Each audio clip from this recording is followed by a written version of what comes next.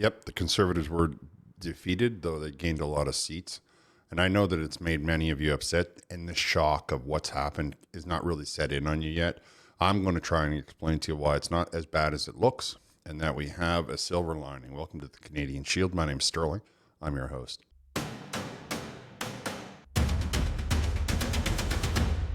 Okay, guys, it's been a long day, but I wanted to jump on here and I wanted to give you a glasses half full kind of approach to the disaster or the conspiracy that we see before us. Now, am I telling you that there was some sort of grand conspiracy that they, rigged the election? No. But am I telling you that they colluded together to try and overcome the wave that is the Conservative Party?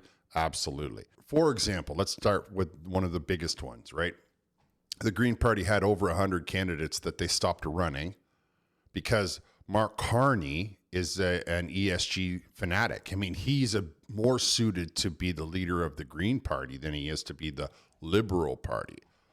I don't like them calling themselves liberal because they are restrictive in every way, shape, or form. There's nothing about them that allows you to have liberty. Everything about the way that they behave is restrictive, restrictive, restrictive, restrictive. And honestly, they should be changing their name to Marxist 2.0 or something equally. I'm tired. I can't come up with something clever. So when I put liberal in quotes, it's because that's how I think that it's liberal in name only. There's nothing liberal about it. There's no freedom in it. Liberty is about freedom, not about restriction. However, I'm getting off topic. So the Greens stopped running 100 party members so that the vote wouldn't be split, because all of those people can get behind Mark Carney in his fanaticism over the environment, which I will have to do more videos on. Suffice it to say that Mark Carney is one of these guys that flies in jets, has air conditioning everywhere he goes, wears handmade suits, has all of these the caravan that he travels with, not one of those cars is electric, not a single one of them. It bothers me that he's driving around saying we should all do without a car, that I'm passing laws that make it so that every car in Canada has to be electric, though it doesn't function, by a certain time. While I drive around in 8-cylinder SUVs that have been pimped out so that they can handle the extra weight of all of the armor and all of the other foolishness and the 400 guys that I got crammed into them, all of which are in body armor with, all kinds of electronics. I don't know what's in there, but I know that it's not something you bought off the lot. Then they take that and they drive it right to his private jet. I feel like if you want to be the leader that you imagine that you are when you write your books, you would practice what you preach. You would forego all luxury and you'd run off to an island where they have no electricity, no running water, no refrigeration, no anything. And you would climb coconut trees and I don't know what, spear fish, I suppose, while everyone around you wished that they were living with technology. Okay, guys, I got a little off topic there, but you get the point. I believe that if you're going to try and expect something from someone, you have to lead the way. You have to practice what you preach. Otherwise, you'll do as I say, not as I do, which makes you the worst kind of a human being, makes you a hypocrite to the 10th power. I suppose we'll have to come back to the characteristics. Now, let's address, so there's the Green Party splitting the vote, right?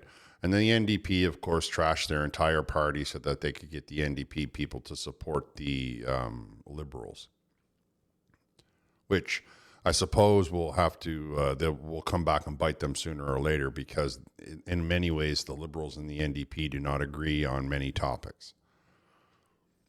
What I want you to see is that as a conservative or as a center right, you held to your conviction when you cast your vote.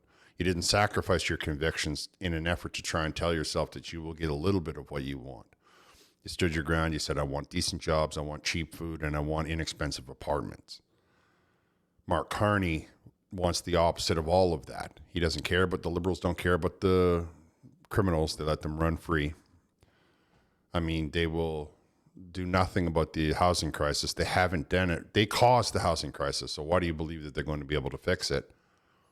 And of course, Mark Carney believes that by growing food, you are committing a crime against the environment and you have to be charged a carbon tax for that. So that means that food in these countries is about to it's already 45% more expensive to buy the exact same item in Canada than it is in the United States. 45%.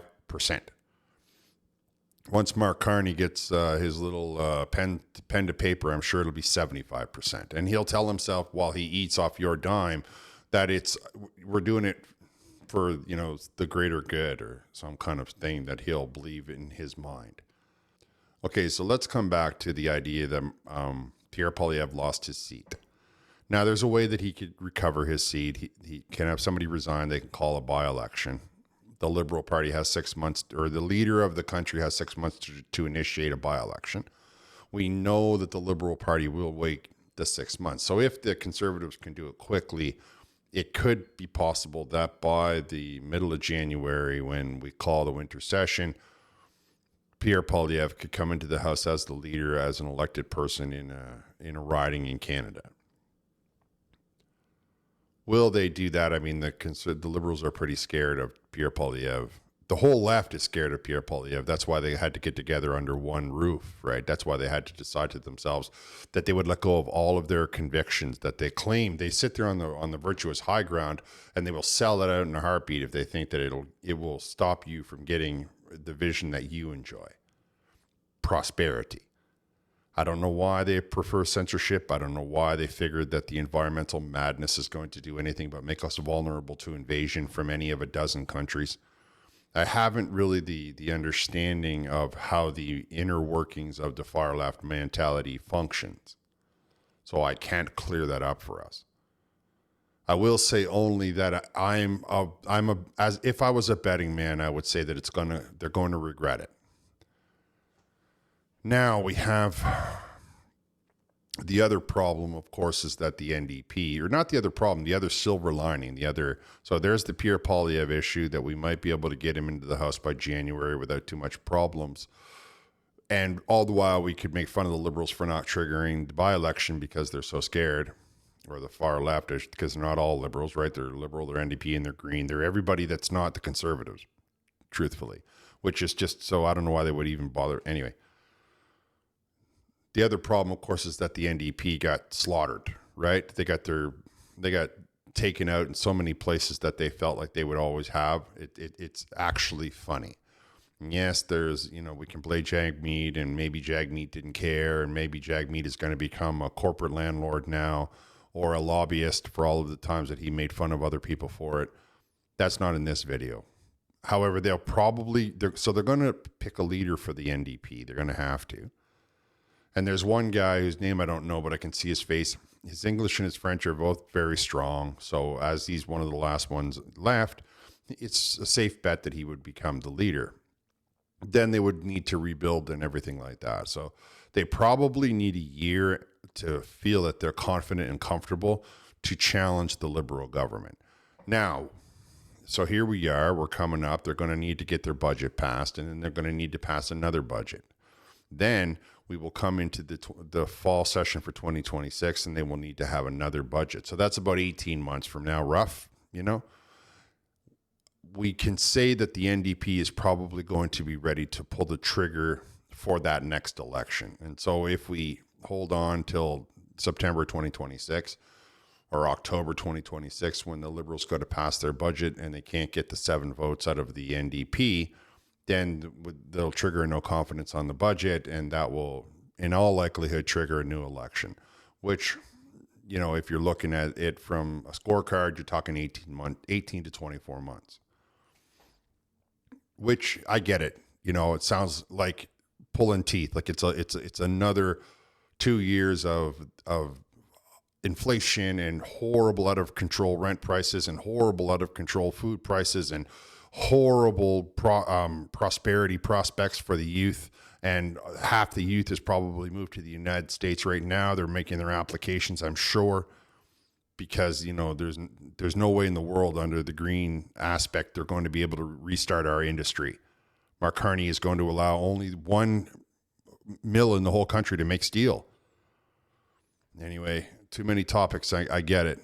So if the NDP, who cannot go to committee now because they get no funding right there. When you have official party status, you get a lot of support. There's a lot of money that gets thrown around for help, for photocopies and things of that nature. Like there's a lot of it. It's a lot of money. You get support staff, you get people like that. They won't get any of that, but they will be able to cast their 7 votes with the 167, is it, that the Liberals have, or 166 that they have. So they will be able to pass it just like we've been living under now for 10 years. That won't change. Mark Carney's been the prime minister. The Liberals have been in charge for 10 years. That's, I think, this will be the 3rd time that a Canadian government has been elected 4 times in a row. So it's not all disaster, though it sucks. I mean, there's no denying that it blows chunks. We can agree on that for sure, especially if you're under 35 right now and you were hoping that the prospects would turn around so that you could get a job. Or if you're living in Nova Scotia thinking in your mind that you're going to, that they would finally allow for you to start to go into that offshore oil field, or that they would get any of the industry of the natural resources up and running again. And now you're looking at that plane flight back to Alberta. Of course, there is the concern with China and the tariffs, but they have done nothing about that. There is the fact that the Conservative Party doesn't get any representation on the taxpayer-funded CBC. There's a lot of issues and a lot of things to still address. Right now, I'm just trying to put it to rest that it's all crashing down around us. We have to buckle down. We have to stand together. We have to work as a unified body, because that's what we're up against. It's not little sections of groups. It's one group. Once they fall apart, we will be there to pick up the pieces. We have to stay focused. We have to call to account the Liberals. If we live in a riding where the Liberal Party is in charge, we have to call them to account. We have to demand that the CBC stop being so biased. We have to demand that the independent media be given access to our leaders. We have to demand that these things be made true. We have to demand them. We have to make sure that if for whatever reason they decide to turn us down, it will come up as an election issue so that they will understand how serious we are. We have to stop letting them think that they're going to get away with all of this centralization of housing, centralization of roadway, 15-minute cities, when we got no doctors, no nurses.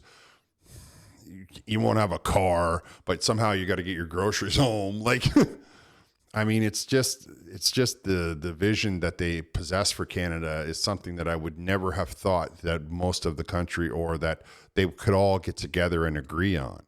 When I think of how many people that voted Liberal who rely heavily on creature comforts, I, in my mind, think that you really need to pull your head out of the sand and realize that you've been brainwashed and that you voted against your own prosperity.